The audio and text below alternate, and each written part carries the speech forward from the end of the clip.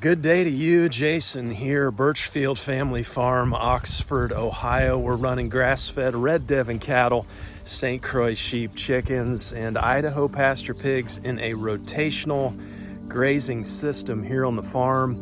Also help folks getting started with new farms, new homesteads, and wanting to be in that grass-fed vein or niche. Get a hold of us. We can help you. A little bit of consulting that we do in addition to the farming here, and we're available birchfieldfarms.com. You can find a contact form there. I've got a good word for you today. This comes from Matthew 13. These are Jesus' words. The kingdom of heaven is like treasure hidden in a field. When a man found it, he hid it again, and then in his joy went and sold all he had and bought that field. Kingdoms and fields and treasures. These are curious things, but we are undoubtedly blessed here because we know that the treasure, and the treasure is Jesus himself. It's a God who gives of himself to us. He gives us material things, but he gives of himself primarily, and we're blessed here on the farm to know that and to proclaim that. And I hope we never stop doing that as long as we're around. All right, cattle are honking back here. We need to check in on. We need to move cattle. We need to get over. Got our group of ewes, mama ewes over here. We need to check in on, and then we'll check in on our what's left of our lamb crop as well. I think we have maybe one more sale to make here. Everybody's pretty much spoken for. It's been a great year on the lamb side. Yeah, cattle need to move. Let's head out here to paddock 1. Okay, so while we head out here, we'll walk and talk. You can see this stuff here. It's almost 37 inches of rain now.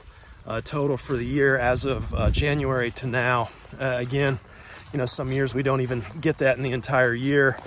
This stuff is just, it's just bouncing. Here we are in August, typically the dog days. And man, I'll tell you, if we can't make it work this year, it ain't ever gonna work.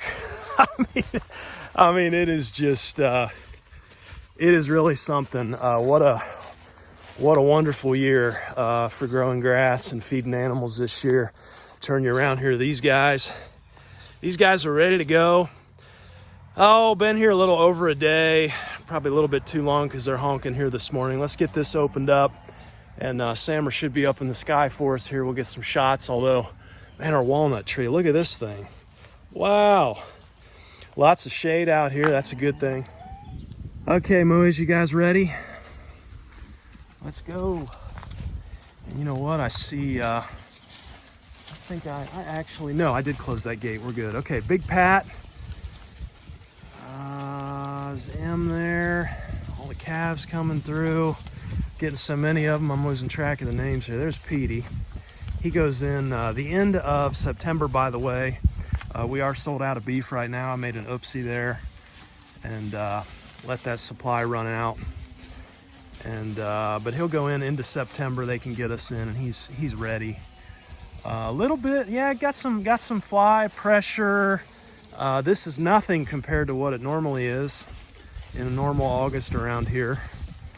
But they're looking good. Looking at what they're coming onto. Again, we just went through this rotation, and I've been bumping them over to the pond pasture to kind of give this some more rest. But looking at this, Huey Louie, I think we're maybe erring on the side of being a little bit low and short, but I don't know. It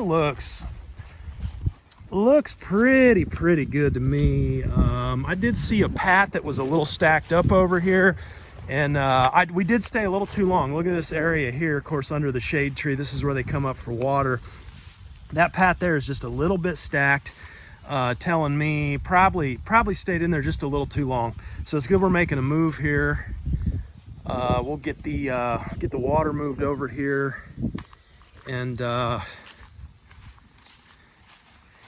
yeah, they can go down over the hill there. We got another big walnut tree there.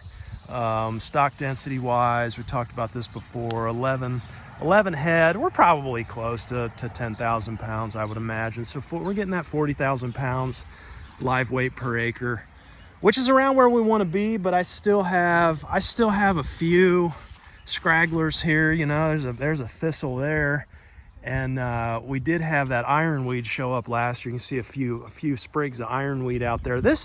I left them too long here.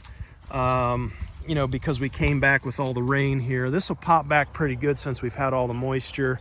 You can see they get down over the hill here and they get into that honeysuckle and just the wild weedy, little bit more of shrubs and kind of trees and stuff down in here that they eat on. But that's pretty good. Somebody's telling me the other day, I think it was another sheep producer reached out, was telling me about autumn olive. He was thought he was deworming his sheep there with autumn olive. We do have some of that floating around as they get down into the woodier areas. I like exposing them to that stuff because, you know, my thinking is you're just going to get more diversity of nutrients and minerals and such. And I don't know, there's just a satisfaction to seeing them take something like honeysuckle and make it into beef, and then fertilizer out the back end. A lot of satisfaction there on that deal.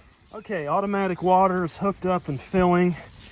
Float in there, Rojo we use. That's coming from the watering system. Elevated tanks up there in the loft of the barn. And electric fence is clipped back on. So we should be good for the day here. And man, they're gonna love this stuff. Look at that. Red clover, little chicory flower down in there. There's some there, and they'll eat that down. Natural, talked about that before, natural anthelmintic for cattle and sheep, and it comes on at just the right time every year. Man, what a blessing looking out at them today in this grass in August. Whew. Okay, as we head back over here, this will be paddock 3 here that we'll come in on. Yeah, probably tomorrow. I don't think we'll get much more of a day on with what they're on now.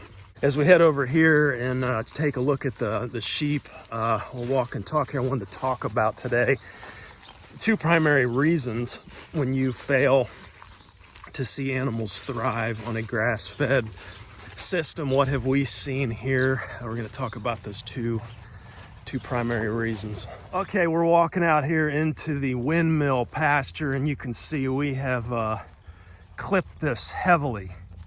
And you guys know last time we talked, the strategy, I think last time we talked, that area down there, that kind of like that lighter rectangular area, that was grown up. That was probably 3 feet tall. Pasture at least, and made a little loose hay out of that. And I'll see if Sammer can get some overhead shots here just to the entire field.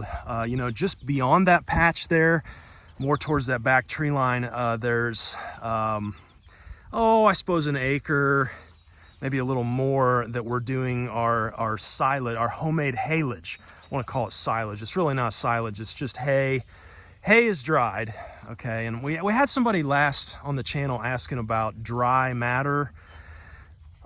When we say dry matter, we're not talking about like the dryness. I mean, we are. The you know, whether or not the material is dry, you know, as it's being grazed. We're talking about that dry matter is what percentage of that feed or that forage is moisture, basically, because in order to do a nutrient analysis, we kind of have to take the moisture out of everything and be able to look at those numbers after the moisture is gone. So when we talk about dry matter, you know, hay typically is dried down to, 15 to 18% moisture, under 20%.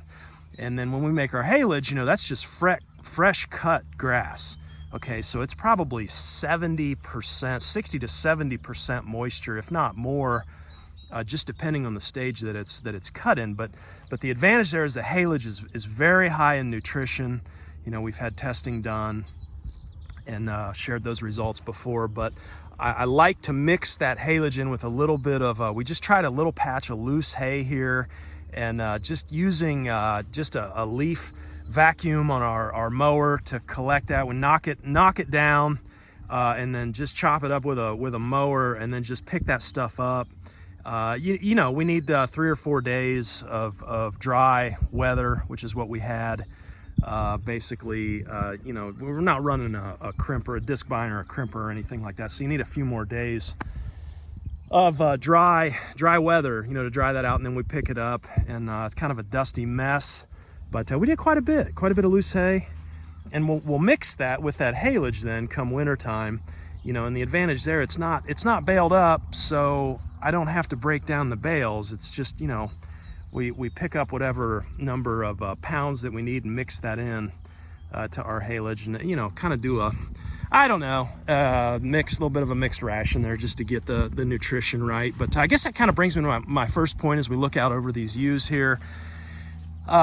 Reasons why in a grass-fed system, couple reasons. The two main reasons really you would fail to see animals thrive. That first one is nutrition.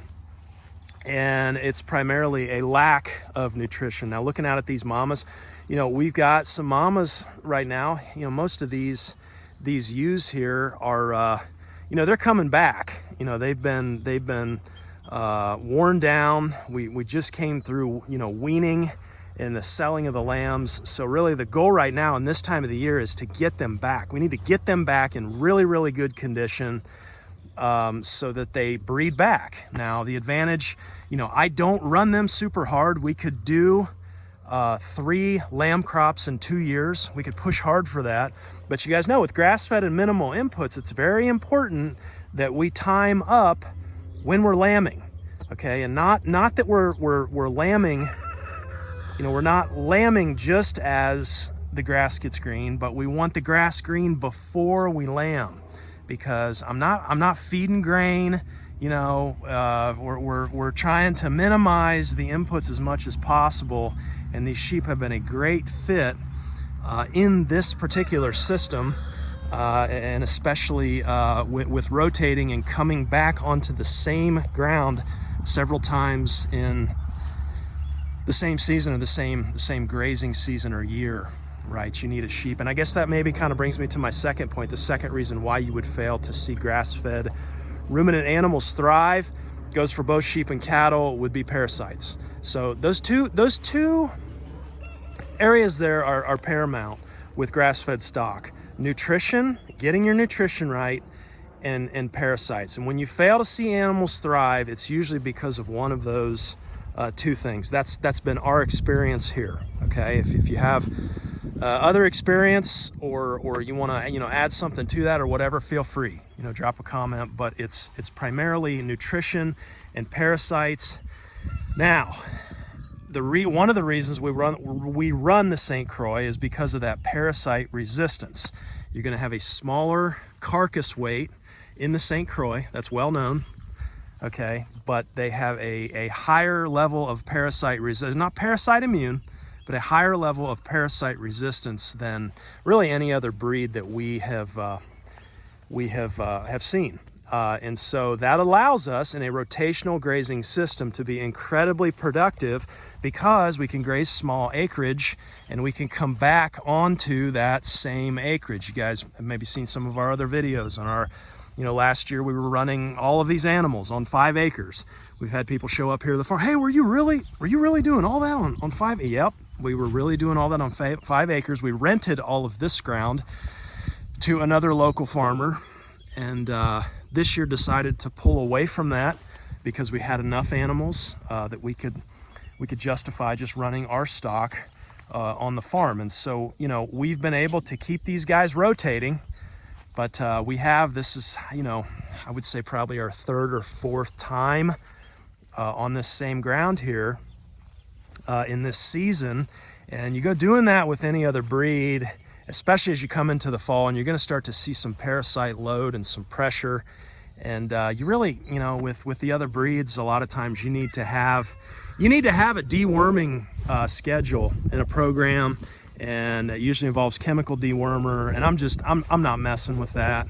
I'm just not playing around with it. You know, it's not just the cost of the wormer, but it's your time, it's your labor, you know, it's your horsing around. And not to mention the fact that we sell breeding stock here, St Croix lambs. We have a waiting list. I'd say we're probably 75% full on that waiting list for next year. Sold out of our lambs for this year.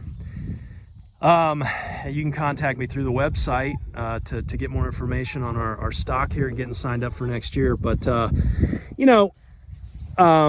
want a sheep that's hardy, that's parasite resistant, that does well on grass, and we run a breeding stock operation. So with breeding stock, with a smaller carcass, I can run more animals per acre.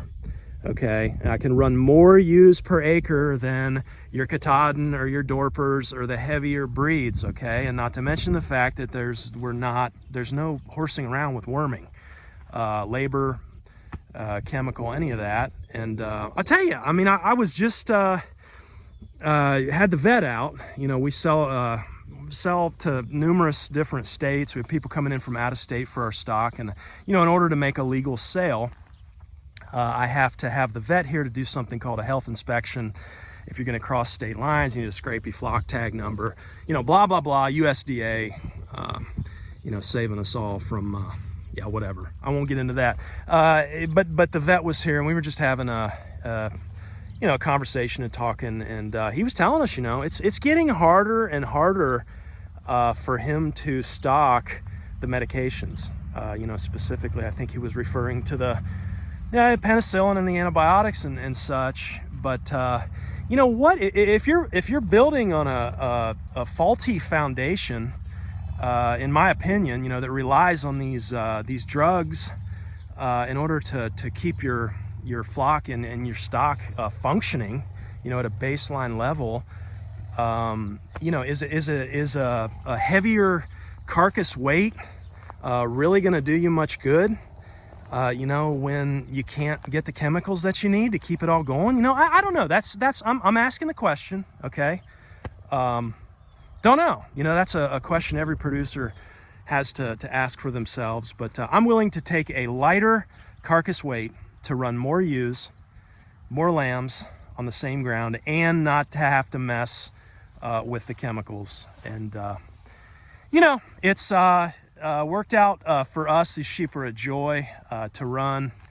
And I tell you, we're kind of getting to the point though where having to button things up on the administrative side now with a lot of work on the paperwork, and having the vet here, doing the health inspections, we go over several different papers with folks when they show up to buy our stock, and just the way that I want to do it, and I want to err on the side of overly communicating, if at all, so people have the information to know what we're about. And that's the way we do it. But a little more work this year, getting folks their starter flocks. We're not selling large numbers of sheep at one point in time. We're getting folks seed stocking. We're getting folks off the ground. Other smaller homesteads, like when we started, right? We started with 3 ewes and a ram, and these guys are hardy on grass. They multiply, and it's really been a fit for us in our context. And I think that's kind of what it's about, and what it comes back to maybe is what is a fit in your particular context with your goals and your farm. It's kind of the question that needs to be answered. So let's I think today we will leave these guys here. They look like they've got quite a bit of grass still in this middle area, and we'll let them do what they do best and get that eaten down. I will go up and fill their waters here. We did develop, I know some of you were asking about the mineral. Let's walk up there and take a look at our mineral. Okay, we built this mineral here. There's quite a bit of horsing around on the bottom there, just kind of experimenting a little bit. But we had our first storm roll through yesterday, and wow, look at that NA. Man, they hammered that. Wow, incredible. See, they're recovering. I mean, they need some good mineral right now. But we had that first storm roll through. I just wanted to see, it doesn't appear like we got any moisture in this thing. This top is a conveyor belting material. It's having just a little bit of trouble relaxing there. This is our 3rd gen mineral, I think. And eventually we'll put out some information on this. Yeah, this side looks good. But you know, 20 different minerals they can self-select from. And that really has been the best fit for our sheep. Looks like they've got that V4 down as well. I'll tell you, on this thing here, we kind of put some skis on it and we did wheels on the back. And then I did it's a sled, it's a ski on the front, but it's kind of like a snowmobile design on the front here where, you know, we put wheels on that other bigger mineral and man, it's a bear to turn that thing. You know, it rips up grass and everything. And with this here, you know, wheels on the back, skis on the front. The other thing with the other bigger mineral is it's just too big for sheep.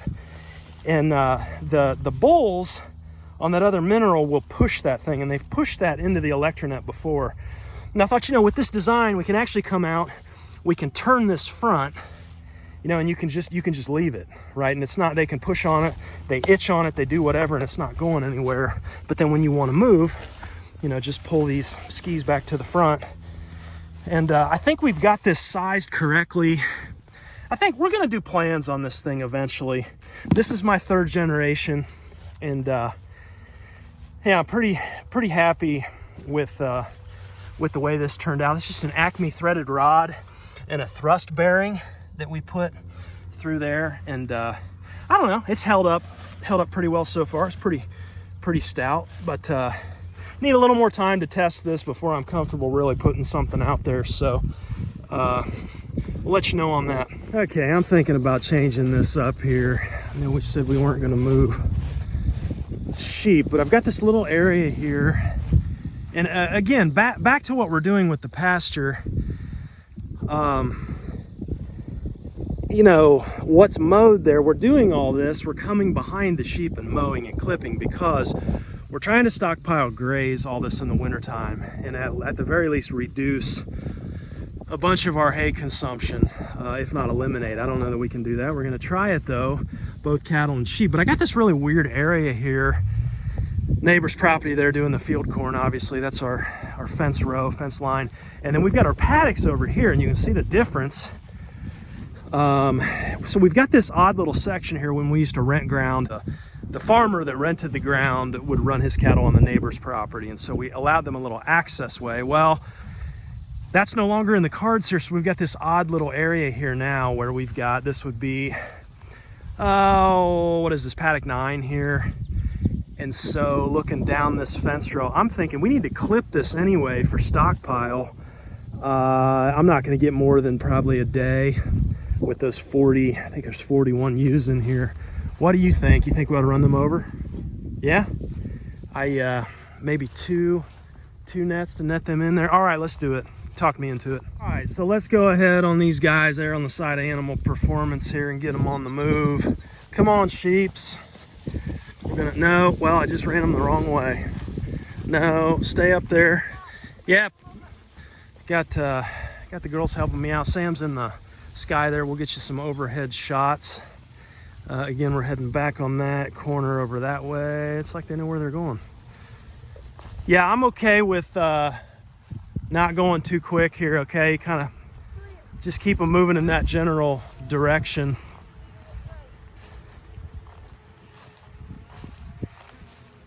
Yeah, we got some mamas that need some good stuff here. Good grass to recover. We've got one scraggler sheep here. She's got a front leg issue.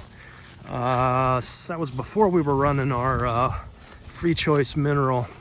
She's a little bit slower. Just she keeps one joint on that leg is not like it should. And so obviously an animal like that, we've got her, and then I've got one other one in here that I'm not really in love with. And so we will not register stock out of those animals. You're always going to have that. Salatin talks about it, maybe 20%. I was asked that question the other day. You know, what percent, you know, should you plan on culls? And Salatin says about 20%. Now we don't see anywhere near that, but not every animal is going to be perfect. So you need to kind of build that into your planning as well. Yeah, we'll get them around the corner here. Yeah, let's get them. They're going to have some good stuff here, huh? Yeah. like that. But, you know, looking at an animal that you're not going to register, like she still threw a ram lamb this year, and he was awesome. Had pretty good weight on him, good gains. And, you know, obviously I'm not going to register her, so he's not going to be registered. But doing more of a terminal sire, terminal cross for meat, you know, that's certainly an option. So we kind of see those two paths here emerging with our flock. Now you got the registered side, you know, that you want those genetics spread, and then you've got the terminal side, or the meat side, right? And anyhow, yeah, this is gonna be good. I'm glad we did this. Got some chicory in here, white clover down there, got some good plantains, some good grass in here. So what we'll do, we'll come, I don't trust them on this 2-wire here. They'll pop through that, even though this is eaten down. That would discourage them from going through, but they still will. We've got what? There might be 1/8 of an acre here in this little strip. And, you know, 40 ewes, 100 pounds a piece. Probably not quite that. Let's just say 4,000 pounds of animal. We're at about 32,000 pounds of stock density, live weight animal per acre here, which is not as high as we'd like it to be, but I'd say maybe a day on this at most. We'll come out and move again tomorrow, but I'll get a net strung along this front side, and then I'll string a net along this 2-wire here and just clip it right to the 2-wire. We've got that water hook up at the corner of paddock 8 and 9 right there, so I'll just run a hose over to them. Automatic water. You like my pool here? Yeah, that's not hogs.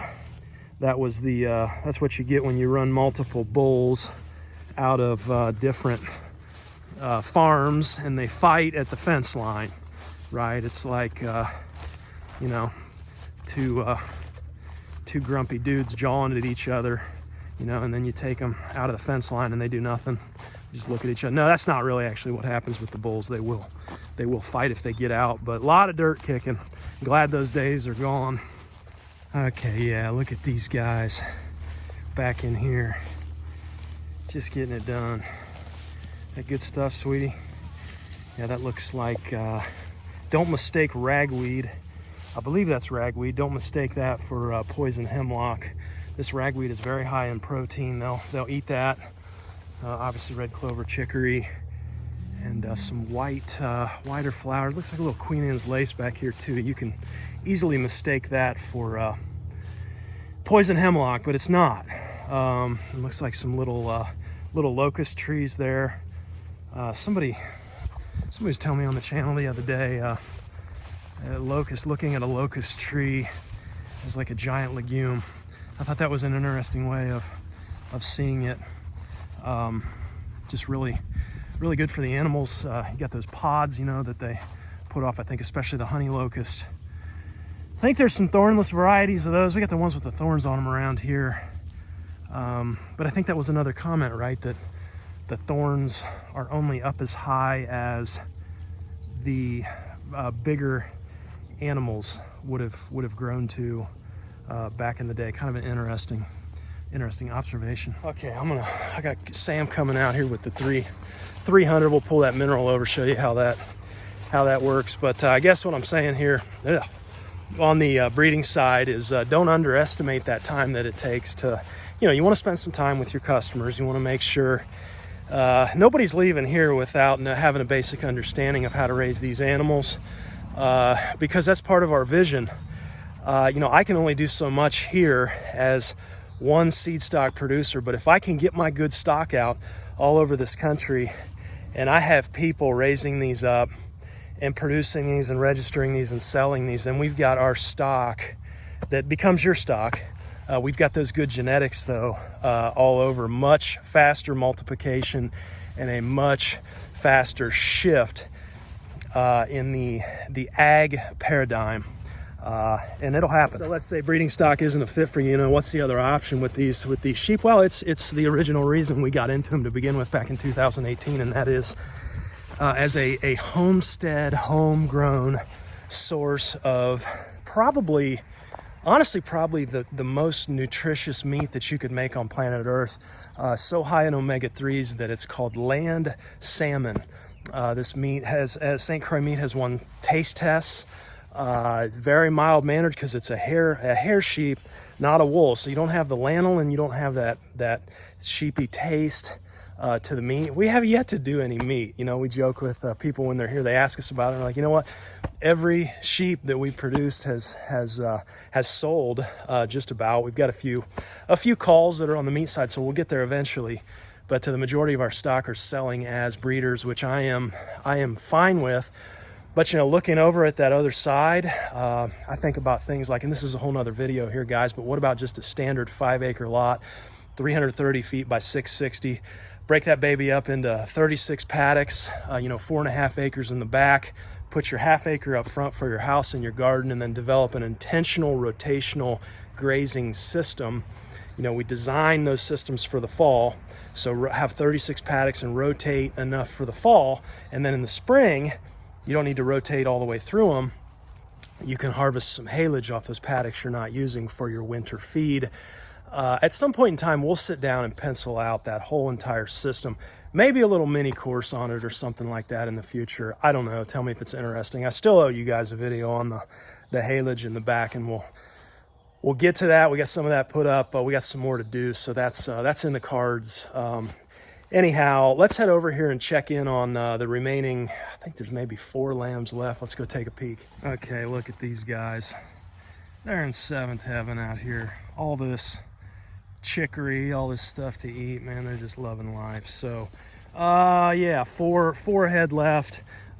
Just about every one of these is spoken for. Our last buyer comes, I think, in about a week. There might be 1 ram in here that we'll have left. Yeah, I don't know. I need to sit down and pencil all that out, but we're telling folks we're done. Yeah, great year on the sales side, setting some goals for next year already. And you can see these guys looking good, about 90 days old here, a little more than that. But here comes Sammer on the old 300. Let's go move that mineral.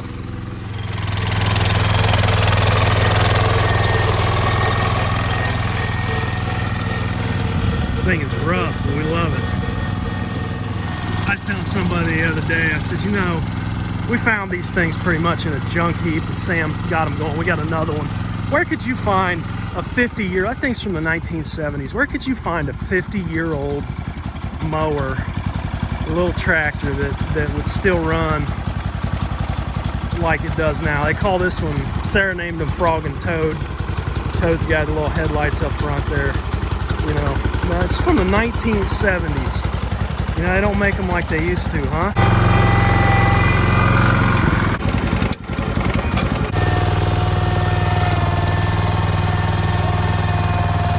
See how that front's just going to flex a little bit when he turns. Yeah, see how that's flexing there in the front? Much better than straight wheels. I'll open this up for you over here. Okay, and then here's what I'm talking about on fencing. I know I've talked with a lot of you on this. It comes up in consulting sessions. So this is a woven wire fence, okay? And it gets narrower as you get lower, which is good for sheep, okay? But this is bulletproof. Now they put some barbed wire at the top there for cattle, more of a visual discourager, I think. Never had anybody go over. It's about 48 inches tall. Would not need it that tall for sheep, but here's what I like to do. Woven wire, bulletproof perimeter fence, right? Run your netting on the inside of the woven wire. And what you're gonna do is just take this and you're gonna clip this clip to the wire. I can't do it one-handed. Okay, Sawyer's gonna help me here. So obviously the fence is off.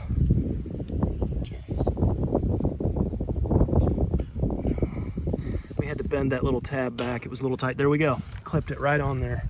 And so now, instead of having a solar energizer or batteries or whatever you're horsing around with, you've got as long as your fence stays hot, you've got a hot electronet on the inside of your woven wire. That's just the way I like to do it with our animals. Single hot strand run all the way around the inside of the woven wire. That's going to keep your cattle off of the fences, plus allow you to clip your nets on the inside and set up your paddocks. Okay, so it looks like we are going to need 2 nets here, but I was going to say the other thing I like about this move, here's some cattle honking. I don't really know why all the girls are over there is why. I'm going to say we just moved them. But the other reason I like making this move into this area today is because there is going to be a little bit of shade. My sheep do not need shade. They've been out here in this field all year. We had, heat index of 113 degrees, I think it was the other day. And they're out here in full sun. I mean, they're feeling it, and that's probably not ideal, especially as we try and recover here from weaning. But cattle you can't do that with cattle. I mean, that's just, they probably won't make it. I mean, I don't know for sure, but just some kind of a comment the other day. I love you guys' comments. Keep them coming. There's no stupid question or comment, comments, questions, nasty remarks, whatever you got to say, leave it. I don't care. We'll work through it. But somebody had said, hey, what's the deal with cattle and shade? I'm down here in Texas, and cattle are out all over down here. What's the deal? Why do you keep saying cattle need shade? And I thought that's curious, right? And originally I thought maybe it was a feedlot type of scenario. And it's like, well, they don't care about animal health or well-being in a feedlot. And he said, no, it's not feedlot. They're out. And I thought, that is curious. And I just wonder if it has something to do with the humidity, the difference in humidity. I mean, we've had a break here lately, but before that, I think we went 3.5 weeks with, 70, 75, 80% humidity.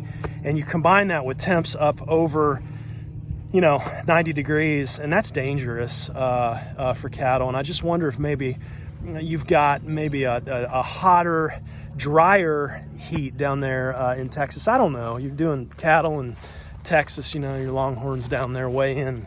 Set us straight up here in Ohio.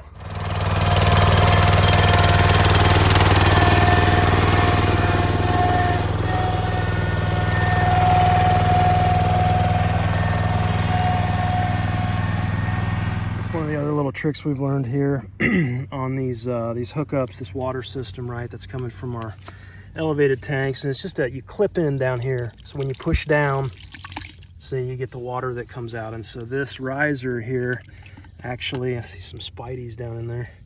I'm not a spider fan, by the way, but you push down until that clicks, and then that's just another way. So that hose there is running all the way out to our layers in the tractor, and then this hose on the other side, we're going to run out to those U's that we just ran and set up the automatic water with the flow. So out in the pasture here, we have these fittings here. This goes onto here. This piece here just screws onto your garden hose, and then we'll hook that up. And of course we got the float inside. We need to scrub this tank down and clean it up. And this is running from that splitter there at the corner of those paddocks there. Now the only disadvantage to this is you've got that hose in the sun. So this will continually fill as they drink it down, but if they don't drink a lot, when they do drink, it's gonna fill with hot water. As long as you start with cold water, especially this late in the day, it should stay pretty cool going all the way through the night. But when I check in on them once a day, I like to dump this thing and just bleed out the hot and reset it to cold again. But that would be, that's originally how we started. I tell people when you're just starting out rotationally grazing, you can use hoses on top of the ground. The problem is it heats up in the sun, and so that's why we went to the shallow buried lines primarily with those hookups at the corner of the paddocks there. You can service multiple paddocks there and just move these. It's just an old mineral tub. Any kind of tub would work. I think it was a 3/4 inch hole we drilled through, ordered one of those Rojo floats. Don't use the solid float, use the one with the string, because they'll play with it and break it off. Ask me how I know. Let's hook this up. Make sure there's no leaks when I hook it up. Make sure your tank's on level ground. With cattle, I don't like this much exposed here that they can step on, but with sheep, it's not a big deal. Sheep are not going to hurt that hose. Hey mama, are you hot today? Yeah, doesn't help me running you around, does it? Okay, so we'll let this thing fill up and take those other waters back there, and we should be set. Okay, that's a wrap for today. Thanks for hanging out with us here In the pastures, we've got a beautiful day. Sun's peeking in and out of those clouds there, giving us a little bit of a break from the heat occasionally. But all in all, just a nice day out here. So we're gonna enjoy it today. Animals are happy on fresh grass. I hope you're well and blessed wherever you are, and we'll talk to you next time. Take care.